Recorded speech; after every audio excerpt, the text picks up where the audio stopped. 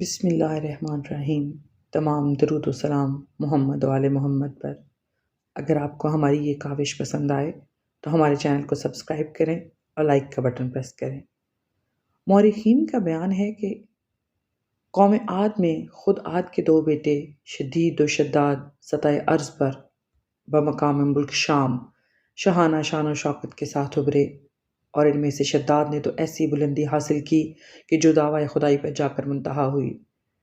تفسیر یعقوبی چرخی میں ہے کہ اس نے اپنے جاہ و جلال کے پیش نظر دعوی خدائی کیا تھا۔ تاریخ میں ہے کہ شدید و شداد دو حقیقی بھائی تھے۔ ان کا باپ عاد بن املاک تھا اور خواہد زادہ ضحک بادشاہ تھا۔ یہ بڑی سلطنت کے مالک تھے۔ ان کا پایہ تخت ملک شام تھا۔ ان کی حکومت رب مسکوں کے غالب اقطاع پر پھیلی ہوئی تھی۔ ان کے زیر نگیں بساط ارضی پر 260 بادشاہ تھے۔ شداد سے پہلے اس کا بڑا بھائی شدید حکومت کرتا تھا اور اپنے عہد کا عادل بادشاہ تھا۔ حضرت ہود علیہ السلام شدید کے پاس تشریف لے گئے اور اس سے کہا کہ مجھے خداوند عالم کا فرمان ملا ہے کہ میں تجھ سے ایمان لانے کو کہوں، اسی لیے میں آیا ہوں۔ یہ دنیا چند روزہ ہے، یہ شان و شوکت عارضی ہے، موت سے کسی کو نجات نہیں، عالم آخرت کی زندگی جاودانی ہے۔ تجھے چاہیے تھا کہ خداوند یکتا پر ایمان لا اور اپنی آخرت بنا لے۔ اس نے ایمان لانا قبول نہ کیا اور وہ عالم کفر میں ہی 7 سال حکومت کرنے کے بعد فوت ہو گیا۔ شدید کے مرنے کے بعد اس کا بھائی شداد تمام سلطنت کا واحد بادشاہ قرار پایا۔ مجمع البحرین میں ہے کہ شداد ساری دنیا کا بادشاہ بن گیا تھا۔ عجائب القصص میں ہے کہ شداد نے مغرب و مشرق پر ظلم و جور، قہر و غضب کے ذریعہ سے قبضہ کر لیا تھا۔ ایک روایت میں ہے کہ وہ کیمیا گر تھا اور سارے عالم ارضی پر چھایا ہوا تھا۔ حضرت ہود کو فرمان خداوندی پہنچا کہ تم جا کر شداد کو راہ راست پر لانے کی صحیح کرو۔ حضرت ہود فرمان ایزدی پاتے ہی دربار شداد پہنچے اور اس سے فرمایا، خداوند عالم نے تقریباً 1000 سال کی تجھے عمر دی، 1000 خزانے دیے، تو نے 1000 خوبصورت لڑکیوں سے نکاح کیا اور 1000 لشکریوں کو شکست دے کر یہ فروغ حاصل کیا۔ یہ ظاہر ہے کہ اگر خداوند عالم کی طرف سے تجھ پر اعمال کی نظر نہ ہوتی تو کسی صورت اتنی سرفرازی اور بلندی حاصل نہ کر سکتا اور تجھے یہ نعمتیں نہ مل سکتیں۔ اب تیرے لیے سزاوار ہے کہ خدائے برتر کے سامنے سر نیاز جھکا دے اور اس کی ربوبیت کو مان کر اس کا مطیع و فرما بردار بن جا۔ اور سن، خدا نے یہ بھی فرمایا ہے کہ اگر تو ایمان لے آیا تو قیامت کے دن تجھ سے حساب و کتاب نہ لیا جائے گا اور تجھے جنت میں بھیج دیا جائے گا۔ اس نے کہا، مجھے تمہاری جنت کا حال معلوم ہے، میں خود اس دنیا میں اس قسم کی جنت بناؤں گا۔ طبری اور روضۃ الصفا میں ہے کہ حضرت ہود نے جب شداد کو ایمان لانے کے لیے کہا تو اس نے پوچھا کہ اگر میں اپنی جبروت کے ساتھ تمہارے خدا پر ایمان لے آؤں تو تمہارا خدا مجھے کیا دے گا؟ حضرت ہود نے فرمایا، تجھے یہاں جو کچھ دیا ہے اس میں اور اضافہ کر دے گا اور تیرے مرنے کے بعد تجھے جنت میں داخل کر دے گا۔ اس نے دریافت کیا، جنت کیا چیز ہے؟ حضرت ہود نے جنت کی ثنا و صفت کی اور اس کی تفصیل بیان فرمائی۔ شداد بولا، یہ تو کوئی خاص چیز نہیں ہے جس کے لیے میں اپنے جا سے ہٹ کر اسی زمین پر باغ ارم لگاؤں گا اور تعمیر جنت کا گل کھلاؤں گا۔ حضرت ہود پیغام خداوندی پہنچانے کے بعد واپس تشریف لے آئے اور شداد تعمیر جنت کی طرف متوجہ ہو گیا۔ اس نے سب سے پہلے اسباب فراہم کرنا شروع کیا اور اس کے لیے ضحاک بادشاہ، جس کی حکومت بروایت طبرستان، گرگان، خراسان سے ہندوستان تک پھیلی ہوئی تھی، نیز ان تمام بادشاہوں کو جو اس کے زیر اثر ماتحت تھے، جن کی تعداد 260 یا بروایت 400 تھی، لکھ بھیجا اور انہیں حکم دیا کہ جس قدر سونا، چاندی، جوہرات، زمرد، زبرجد، مرجان، یاقوت، ہیرے، نیز مشک و عنبر کا کافور، غرض کی جو بھی چیز جنت کی تعمیر کے لیے درکار ہے، سب کے فراہم کرنے اور اسے دارالسلطنت شام میں بھیجنے کا حکم دے دیا۔ چنانچہ دنیا کے تمام خزانے، تمام دفینے اور تمام جوہرات اور ہر قسم کی خوشبو، ان کے درخت سب شام میں جمع کر دیے گئے۔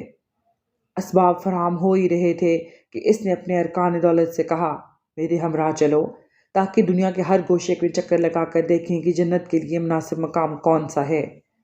چنانچہ جب یہ اپنی قریبی ہی علاقہ یعنی عدن میں پہنچا تو وہیں فیصلہ کر لیا کہ جنت کی تعمیر اسی جگہ مناسب ہے۔ تبری میں ہے کہ اس مقام کے لیے اس نے 8 ایسے افراد کو جو اس کے لیے موزوں اور مناسب تھے اطراف عالم میں روانہ کر دیا۔ وہ لوگ تمام دنیا کا چکر لگا کر جب عدن میں پہنچے تو انہوں نے تمام مقامات پر یہاں کی سرزمین کو ترجیح دی۔ عجائب القصص میں ہے کہ مقام جنت کے لیے 100 افراد متعین کیے گئے تھے۔ اسباب کے فراہم ہونے اور مقام کے متعین ہونے کے بعد شداد نے 3000 ایسے ماہرین فن کو مہیا کیا جن کے ہر فرد کے تحت 100 مزدور متعین کیے گئے۔ پھر نہایت وسیع و عریض 4 دیواری بنائی گئی جو بلندی میں سر بفلک تھی۔ اس دیوار میں 1 اینٹ سونے کی اور 1 چاندی کی لگائی گئی۔ پھر اس کے اندر عجیب و غریب قسم کے باغ کی تعمیر و تشکیل کی گئی جو سونے سے بنایا گیا تھا اور تمام جوہرات اس میں ٹکے ہوئے تھے۔ وہ اس طرح ٹانکے گئے تھے کہ ان کا نکالنا دشوار تھا۔ اس کے کھمبے بلور کے بنائے گئے تھے اور نہریں جاری کی گئیں جن میں سنگریزوں کی بجائے جوہرات رل رہے تھے۔ پھر 4 دیواری کے اوپر 1000 قصر تیار کیے گئے جن کے ستون زبرجد، سبز اور یاقوت کے بنائے گئے۔ قصروں میں جوہرات کے غرفے بنائے گئے اور 12,000 کنگرے لگائے گئے۔ پھر باغات یعنی درخت لگائے گئے جن کے تنے سونے اور چاندی کے تھے اور شاخیں یاقوت کی تھیں۔ پتے زبرجد سبز کے لگائے گئے اور شگوفے چاندی اور دیگر مناسب جوہرات کے بنائے گئے۔ پھر ان درختوں میں میوہ دار درخت جمائے گئے جن سے مختلف قسم کے میوے پیدا ہونے لگے۔ اس میں جو نہریں جاری کی گئیں وہ پانی، دودھ، شہد اور شراب کی تھیں۔ پھر اس بہشت ارضی میں 4 میدان بنائے گئے جن میں بہترین قسم کے درخت میوہ دار لگائے گئے اور ہر میدان میں 1 لاکھ کرسیاں سونے اور جوہرات سے مرتب ہوئی بچھائی گئیں اور ہزاروں قسم کے کھانے کا انتظام کیا گیا۔ اور حور و غلمان کی جگہ اطراف عالم سے جمع کی ہوئی حسین ترین لڑکیاں اور حسین ترین لڑکے فراہم کیے گئے۔ روضۃ الصفا میں ہے کہ اس باغ میں سونے کے درخت تھے جس میں مشک و عنبر سمویا گیا تھا۔ جب ہوا چلتی تھی تو خوشبو پھیل جاتی تھی اور اس قصر میں مٹی کی بجائے زعفران اور عنبر مٹی کا کام دیتے تھے۔ تبری میں ہے کہ جب سورج نکلتا تھا تو لوگوں کی آنکھیں خیرہ ہونے لگتی تھیں۔ عجائب القصص میں ہے اس جنت کی بلندی 300 گز تھی اور اس کی تیاری میں 300 سال لگے تھے۔ تبری اور روضۃ الصفا میں 500 سال مرقوم ہے۔ مجمع البحرین میں 300 سال تیاری کے اور 900 سال شداد کی عمر کے لکھے ہوئے ہیں۔ کتاب اکمال الدین میں ہے کہ اس جنت کے تمام قصور زبرجد کے کھمبوں پر بنائے گئے تھے۔ قصص الانبیاء جزائری میں ہے کہ اس جنت کے تمام قصور زبرجد کے کھمبوں پر بنائے گئے تھے۔ یہ جنت 300 سال میں تیار ہوئی اور اس کی اطلاع شداد کو دی گئی اور تفصیل بتائی گئی تو اس نے کہا جاؤ اور اس کے گرد ایک قلعہ بناؤ اور اس کے گرد 1000 عمارتیں تیار کرو، ان پر علم نصب کرو اور ان محلوں میں ہمارے 1000 وزیروں کو رکھنے کا بندوبست کرو۔ وہ لوگ واپس آئے اور آ کر 10 سال میں اس کی تعمیر مکمل کی۔ تواریخ میں ہے کہ جب جنت شداد بالکل مکمل ہو گئی اور شداد کو اطلاع دی گئی، شداد حجر موت میں رہتا تھا۔ اس نے اپنے ارکان دولت اور 200 وزیر 30,000 افراد کو لے کر اپنی تعمیر کی ہوئی جنت کو دیکھنے کے لیے نکلا۔ ایک روایت کی بنا پر جب ایک شبانہ روز کی راہ رہ گئی تو وہ راستے میں ہی فوت ہو گیا۔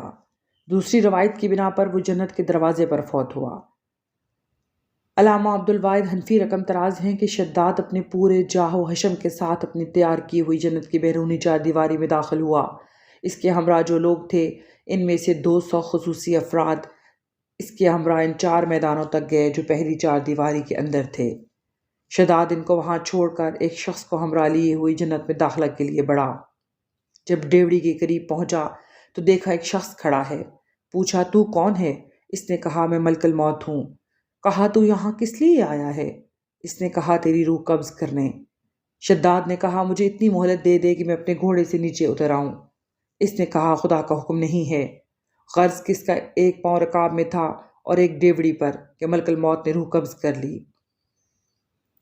اس کے بعد جبرائیل نے ایک محیط آواز بلند کی جس کی وجہ سے اس کے تمام ہمراہی فوت ہو گئے اور بہشت شداد زمین میں غائب ہو گئی۔